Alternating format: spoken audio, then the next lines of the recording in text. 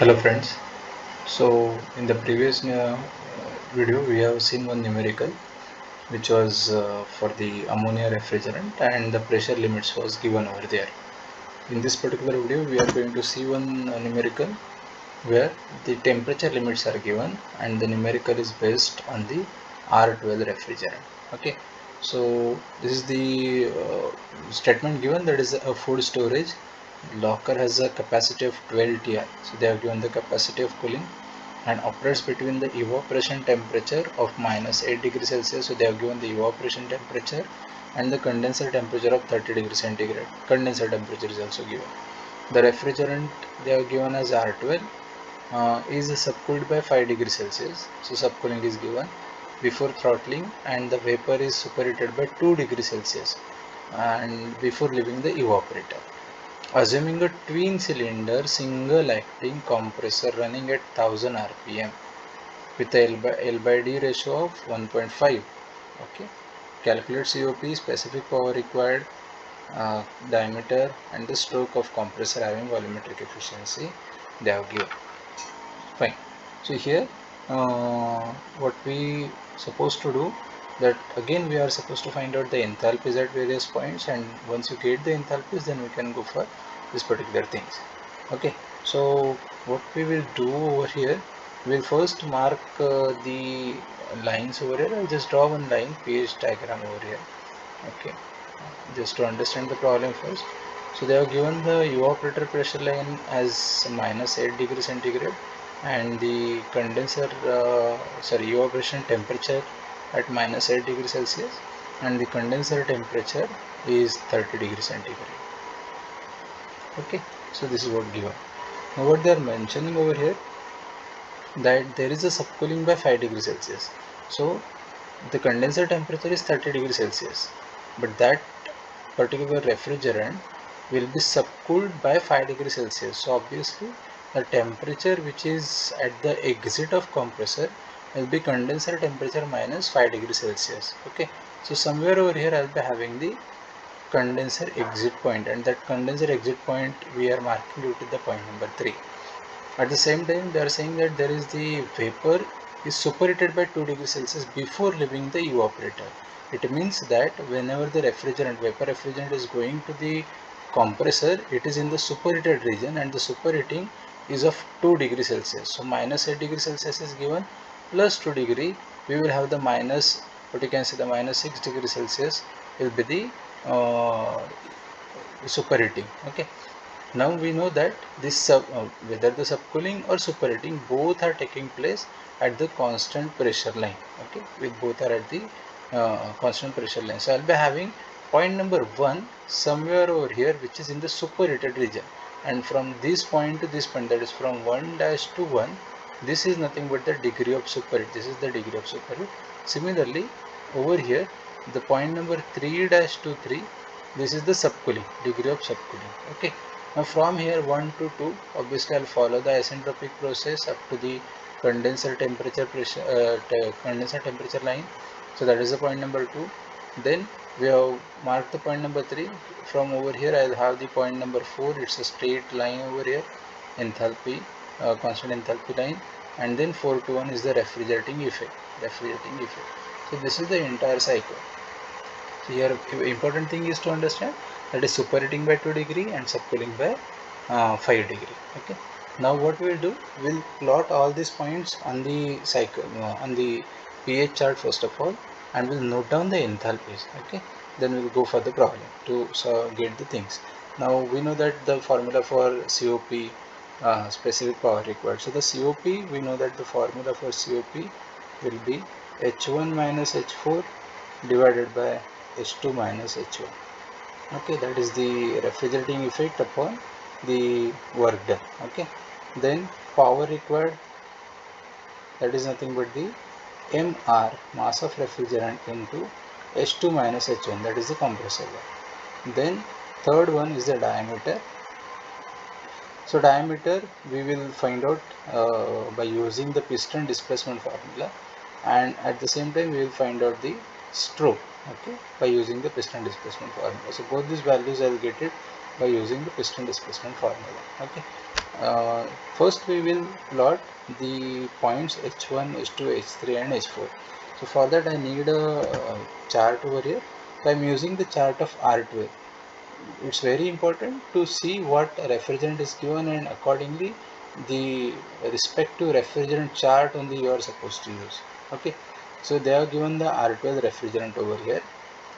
Now what they have said, that the evaporator pressure is minus 8 degrees Celsius. So this is 0, this is minus 10. So somewhere over here you will have the minus 8 degrees Celsius line.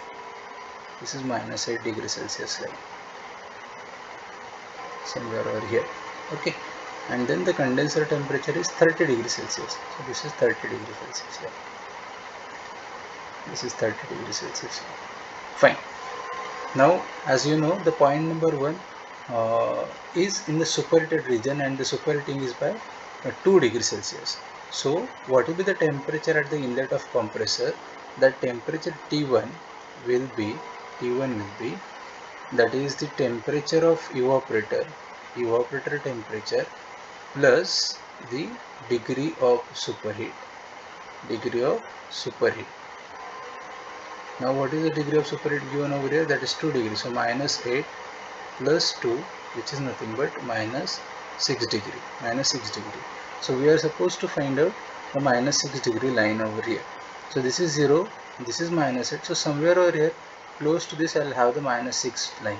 Okay, somewhere over here, I will be having, this is the minus 8 I am writing at the bottom. Somewhere over here, you will have the, okay, you use the scale. Okay, I'm drawing it by freehand. So this is, let's say, minus 6 degree line. So you know that the temperature line within the curve, they are following a straight line horizontal, and then this is nothing but there will be the curve basically. It will be a curve over here. Okay, so these curves are for the temperatures. All these curves are for the temperatures. Okay, so here somewhere over here you will have the minus 6 degrees Celsius. And now we are supposed to get the point 1 over here. So that point 1 will be the evaporator pressure line over here, which is with respect to the minus 8 degrees Celsius, and the minus 6 temperature line. Both these lines, wherever those two lines are intersecting, that is nothing but the point 1 over here. Okay, why we have considered minus 6? Because they have given the superheating by 2 degrees. So I'll be having the point number 1 somewhere over here. Okay, not on the saturation curve, it is on the superheated region, intersection of the pressure line with respect to the minus 8 degree temperature and the minus 6 degree Celsius line. Okay, then isentropic process is there from 1 to 2. So what I'll do, I'll follow the isentropic line over here. Now you can see these lines are the constant entropy lines, or the entropy lines.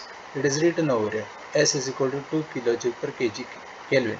So this is the entropy. Okay, so these are the entropy lines. So what I'll do, I'll follow the parallel lines to these lines over here, and wherever it is intersecting to the 30 degrees Celsius temperature, and with respect to that, whatever the pressure is over here, wherever it is intersecting to the condenser pressure line, this is the condenser pressure line, up to that pressure line I will follow the straight line parallel to those curves. Somewhere over here, something like this, I will have the point number 2. So this is the point number 2. Okay, now from point number 2, the condensation will start and the condensation will end after subcooling. Now the condenser temperature is 30 degrees Celsius. However, they are given the subcooling of 5 degrees Celsius. So obviously, if the subcooling is of 5 degrees Celsius, then the exit temperature from the condenser will be 5 degree less than the condenser temperature. So the condenser temperature is 30 degrees Celsius.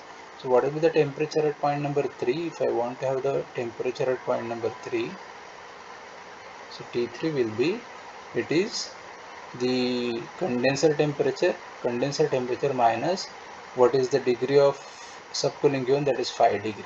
Okay, so condenser temperature is 30 minus 5 is nothing but 25. Obviously I know that this subcooling will be at the constant pressure line. So what I will do, I will extend this particular pressure line up to 25 degrees Celsius line. You can see this particular thing is the 20 degree line, this is the 30-degree line. So in between, exactly at the center, I'll have the, what you can say, I'll have the 25 degrees Celsius line. Okay, you can extend this line up to the horizontal axis so that you can get the enthalpy. So somewhere over here I will have the point number 3. Okay, now from 3 to 4 there is a straight line, up to -8 temperature, and this is 4 to 1 process. This is condensation 2 to 3. Okay, so basically this is nothing but the refrigerating effect produced. This is the condensation. Okay, and this is the compression. Now we are supposed to find out the enthalpy. So if you go by this, the enthalpy with respect to the point number 1 will be something about 350, 375, so around 355. Okay, it is around 355. So we'll note down the enthalpies one by one. So I'm writing the enthalpy values over here. So H1 is equal to 355 kilojoule per kg. Okay, then the enthalpy with respect to point 2. So this line is of somewhere over here it is coming. Okay, use the scale to get the values around 375. So H2 will be around 375 kilojoule per kg, and H3 is equal to H4. Okay, so 200, 225,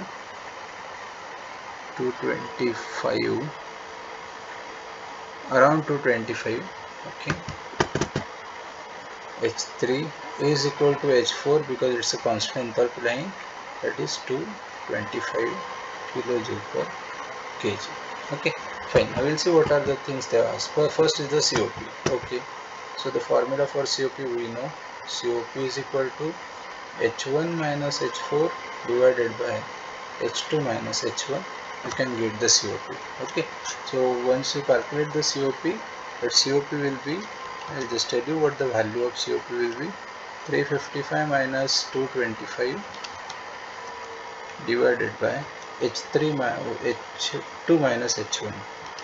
375 minus 355.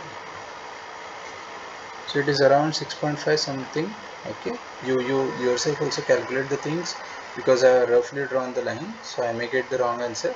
So this is the COP. Then the power. Fine. Second one is the power. So the formula for power, we know that MR into H2 minus H1. Here I know the H2 value, I know the H1 value, but I don't know the value of MR. That value I am supposed to find out. For that, I will use the data of capacity given over here. So the cooling capacity is 12 TR. Now we know that the cooling capacity is nothing but the refrigerating effect. Okay. Now when you observe the pH chart, I have written that point of process 4 to 1 is the refrigeration effect. So the enthalpy difference across this particular refrigeration effect is nothing but the cooling capacity. So I can write down this refrigerating effect as H1 minus H4. This will be H1 minus H4. However, I want this particular value maybe in terms of refrigeration or kilojoule per minute. So I need to multiply this particular thing by MR. I need to multiply this by mass of refrigerant. This is the mass of refrigerant, mass flow rate of refrigerant. Now the cooling capacity is given as 12 TR. This is the cooling capacity given. I will convert this 12 TR into kilojoule per minute. So to convert the terms of refrigeration to kilojoule per minute, just multiply it by 210. Okay, so that will be around 2520 kilojoule per minute. Okay, now put the value over here, that is 2520 is equal to MR into H1 minus H4. So H1 is 355 minus 225. Okay, so we'll have this particular answer of MR will be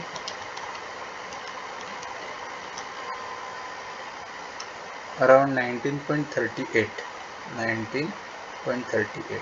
Now what will be the unit of this? See, the left hand side is in kilojoule per minute, here it is kilojoule per kg. So obviously I'll get this particular mass flow rate of refrigerant in kg per minute, because the left hand side is in kilojoule per minute. This is in kilojoule per minute, so I'll get the value of mass flow rate is in kg per minute. So I'll use this particular mass of refrigerant over here to get the power. Therefore the power P is equal to Mr into H2 minus H1. However, fine, we will just put the values as it is and then we'll find out the answer. The H2 is 375 minus the H1 is 355. So the power is 387.69. It is 387.69 and the unit is kilojoule per minute, because this is kg per minute into kilojoule per kg. So kg get cancelled, I'll have the kilojoule per minute.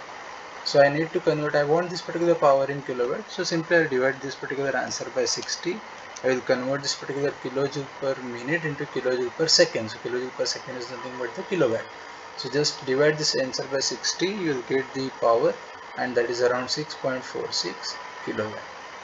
The power is nothing but 6.46 kilowatt around. Okay, you may have the variations in the answer as per the values. Okay, then they are asking the diameter and stroke. Fine, it's very important. See, to get the diameter and stroke length, obviously I need to use the piston displacement over here. I need to use the piston displacement. Now the formula, there are two formulas to get the piston displacement. One is that we know, that is mass of refrigerant into volume, a specific volume, divided by volumetric efficiency. This is one of the formula. And second formula to get the piston displacement is nothing but the volume of the cylinder basically. So pi by 4 into d square into L into N. So this is the piston displacement formula. Okay, this formula is applicable for single cylinder. It's applicable for the single cylinder. In our problem, they are mentioning it's a twin cylinder. They are mentioning it's a twin cylinder. So what I need to do, I need to multiply this entire by 2. I need to multiply this entire by 2. Again, they have given the relation between D and L. That is the L by D ratio they have given. They have given the L by D ratio. Okay, so fine. So L by D ratio is 1.5. Therefore, I can have L is equal to L by D is equal to 5. Just a minute. L by D is equal to 5, correct? So I'll be having L is equal to 5 times D. I'll have the 5 times D. Just a minute, I'll make it correct over here. I'll erase this particular thing just to avoid the confusion.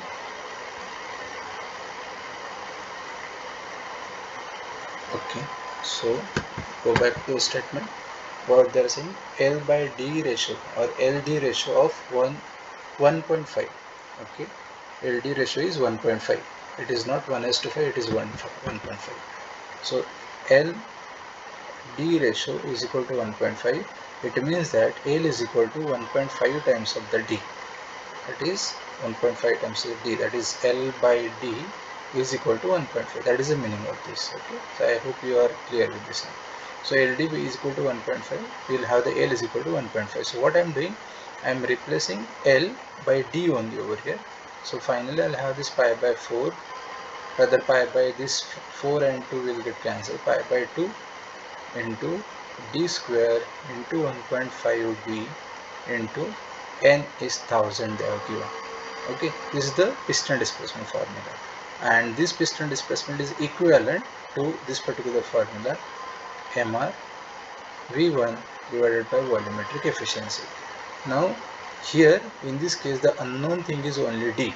The unknown thing is only D, because the value of V1, that is nothing but the specific volume that we can get it from the chart. As we know that with respect to the point number 1, if I get this particular density with respect to this point number 1, I'll get the density, and from the density I can get the specific volume. So with respect to the point number 1, if you follow this particular line, you can see the density is around 14. The density is around 14. Okay, so I'll be having rho is equal to 14 kg per meter cube. Therefore the V1 is, this is rho 1, so V1 will be the reciprocal of density, that is 1 by 14, so 0.0714, 0.071 meter cube per kg, meter cube per kg. So this is the V1. Okay, so by putting all these values, MR you know already, you have calculated what is that value, 19.38 kg per minute. Okay, take this value in minute only, because this particular value is in revolution per minute. So right hand side is in minute, keep the left hand side also in minute. So use the mass in kg per minute. So that 19.38 into this particular value divided by volumetric efficiency, and that volumetric efficiency is given, I think, 0.945. Okay, 0.945. Okay, by doing this you will get the answer of D is equal to, obviously you have to equate these two, then and only you can get the answer. So these things will be 19.38 divided by 0.94, that is the, what you can say, the efficiency 945. Okay, so that is the left hand side, into 2 divided by,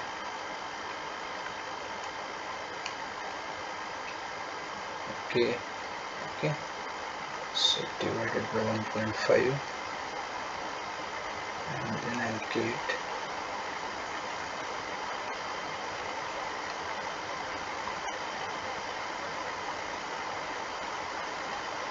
the cubic root of answer, because D cube I am getting, it will be 0.085, it will be 0.085 meter, it will be in meter, because we are using this particular value in meter cube per minute, correct? No? So this is in meter, 0.085 meter. So diameter, the answer of diameter will be 0.085 meter, and you know the relation between the diameter and stroke. Okay, so this is diameter, and the stroke will be L is equal to 1.5 of D, 1.5 of D. So you multiply it by 1.5, you can get the stroke length, that is 0.128 meter. Okay, so this is the stroke length. So this is how you will be solving the problem. Okay, whenever there is the diameter and stroke length is given in the piston displacement. I hope you have calculated all the bits. Let us check once. Yeah, we have calculated the COP, power, diameter, and the stroke. Fine. So this is how you will be solving the problem. Fine. So first you find out the enthalpies, then find out the mass basically. Once you get the mass, you can get the power. From power, okay, well, once you get the power, then you go for the finding out the piston displacement. While finding the piston displacement, you can use two formulas and equate those two formulas. Okay, L by D ratio will be given. So by putting the values, you can get the diameter and the stroke length. Okay, that's all. Thank you.